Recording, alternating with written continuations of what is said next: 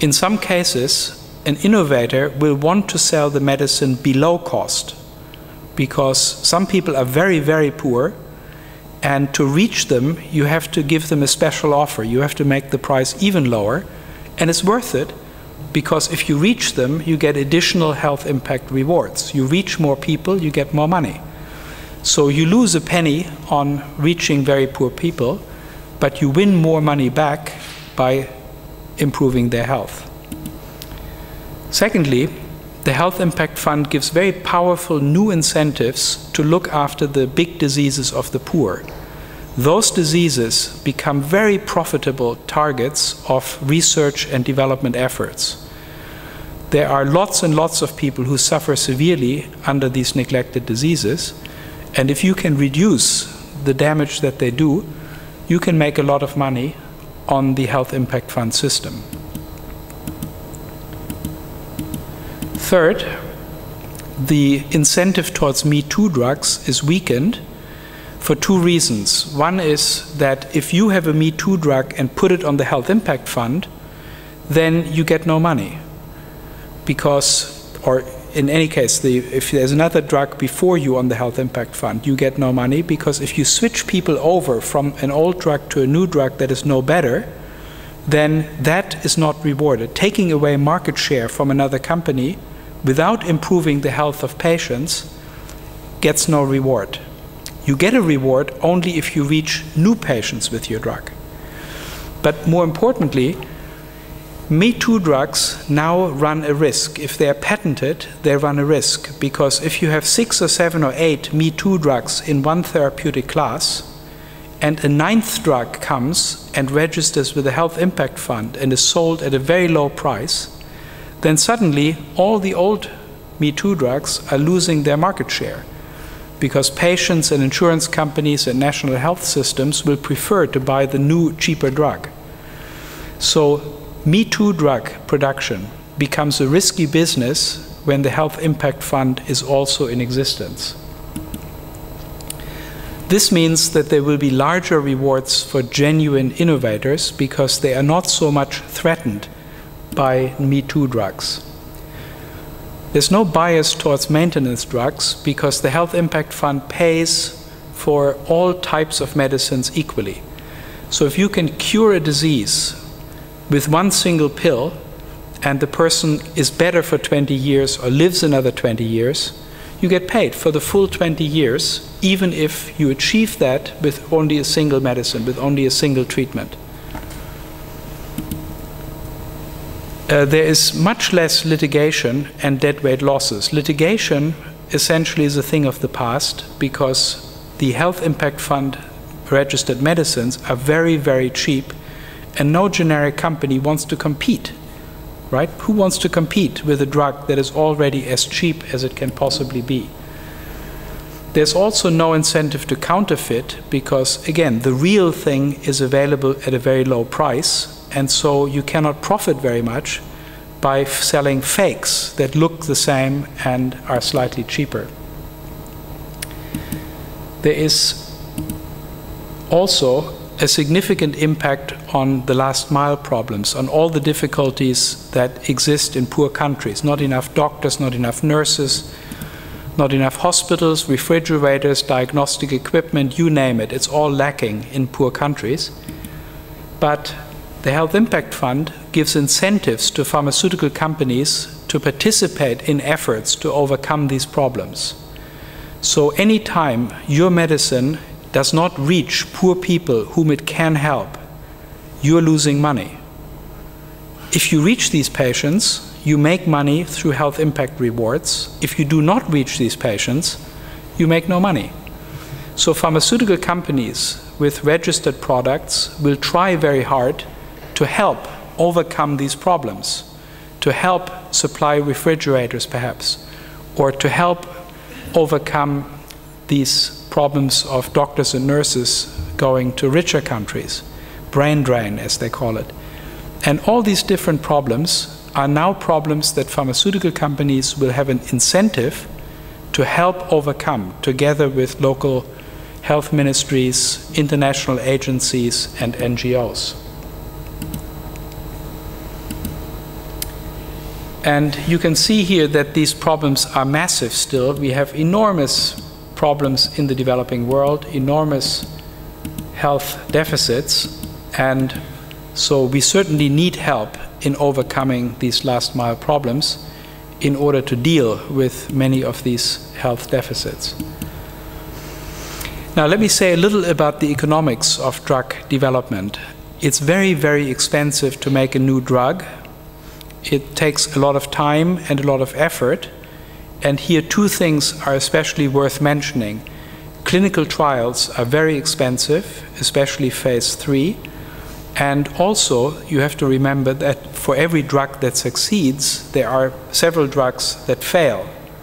And so the successful drugs have to make enough money to pay for the unsuccessful drugs if research and development are to be sustainable.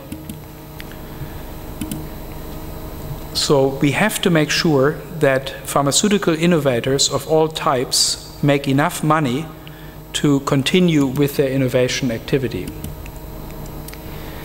6 billion is, in a sense, not a great deal of money. 6 billion is 0.01% of the sum of all gross national products, and it's about 0.6% of what the world now spends on pharmaceuticals.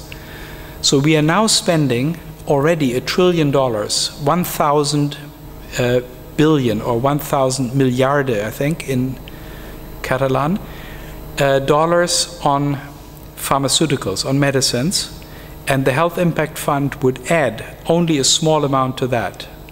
But that small amount would get us much more health impact than the money that we are now spending is buying us.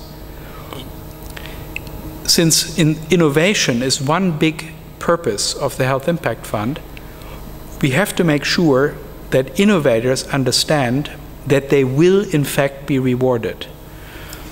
It takes about 10 years, I said that before, for a medicine to be ready for the market. And so somebody who starts a research project today wants to know that the Health Impact Fund has money in the 2020s, from 2020 to 2030. Only governments can promise such money. Others can contribute, but governments have to provide the core funding for the Health Impact Fund, and we hope that governments will be willing to contribute 0.03% of their gross national income to the Health Impact Fund. That money is partly coming back to us, taxpayers, because we also benefit from the lower price for drugs. So if you look at this diagram, this is sort of a textbook 101 diagram. The current system is you have a high monopoly price. This is the profit for the innovator. This is the consumer surplus, where people like you and me get the medicine at a lower price.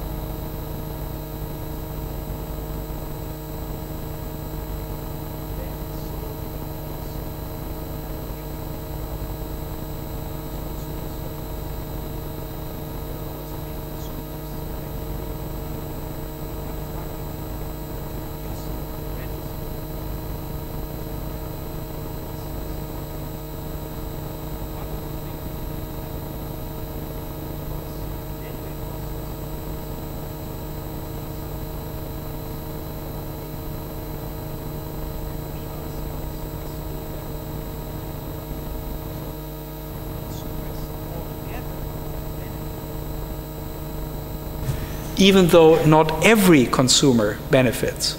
Bill Gates, for example, will not benefit because he will pay more in taxes, a lot more in taxes, 0.03%, but that's so much money that he couldn't be sick long enough and severely enough to get his money's worth by cheaper medicines.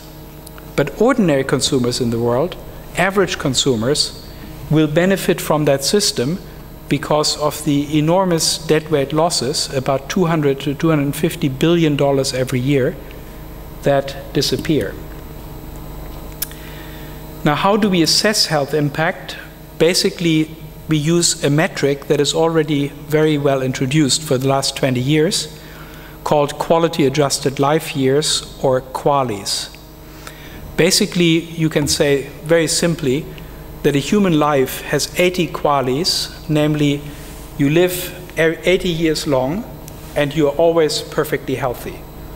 So then it's 80 centimeters long and 1 centimeter high, and that's your life in QALYs. But of course, not everybody is so lucky. Some people die early, and some people are sick throughout their life at some point. And if you're sick, then this plank becomes narrower, and if you live shorter, then it becomes shorter. So most human lives may have 67 QALYs or 32 QALYs or something like that. Now, diseases take away QALYs, and these same QALYs can be restored by medicines. Medicines can prevent the taking away of QALYs by diseases. And that's what we count. We count how many QALYs are protected by a medicine. We are trying to estimate that, and that we can do for the different diseases, and then measure the health impact of every product by the same metric. Now, measuring that is difficult and expensive, and it can never be precise. We have to estimate, we have to use statistical methods to estimate how much good a medicine does. We look at the sales figures, we look at the clinical trial data, and we also do representative sampling in many locations to figure out who is taking the medicine and how much benefit they get. Are they taking the medicine in the right way, for example? Are they getting the optimal benefit? Are they the right patients for whom the medicine is indicated, and so on. So through different methods, one other method is to correlate data about sales with data about the global burden of disease. So for example, if a company with a malaria product is selling a lot more medicine in Uganda than in Kenya, then you would expect that malaria will go down more in Uganda than in Kenya. If that happens, that's confirmation that the medicine really has an effect. If it doesn't happen, you begin to wonder, and you look at many other countries to see whether the medicine really is effective. So there are different methods, and we are pioneering these now with pilots, different methods for estimating the health impact of a medicine. We don't hope to make it very precise, but precise enough so that innovators will trust the system and cannot manipulate it, cannot game the system. Let me conclude by saying that the Health Impact Fund, I think, is exactly the kind of reform that we need in the present world, in the present environment. It's not a one-off band-aid that solves a little problem here or a little problem there. It's a structural reform that provides a permanent source of new medicines for all the future. The Health Impact Fund is like a machine that always targets those health problems that are most severe and can be most cost-effectively overcome. It provides incentives for innovators to focus on where the greatest health damage is being done by diseases and to work on solutions for which